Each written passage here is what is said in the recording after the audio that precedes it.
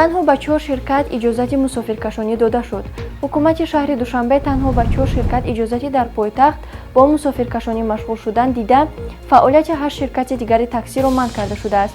тавре расонаҳо навиштанд, ҳукумати шаҳри Душанбе ба 4 ширкати мусофиркашонӣ Эко такси, Олуча авто, Коньон ва Сафо такси квота ё иҷозатномаи таксиронӣ дар ҳудуди пойтахтро дода, шумораи таксиҳоро аз 4000 ба 12000 боло бурдааст.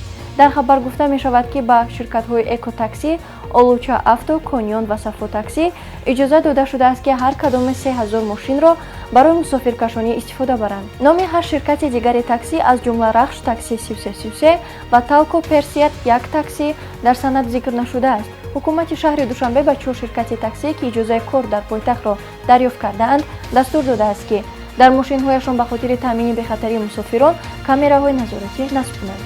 Пардифен ҳаб ҳангоми дарди сар, дарди буғум ва дандонҳо тавсия дода мешавад. Пардифен аз ширкати Вегафарм. Пардифен ҳабро аз дорухонаҳо пурсон шавед.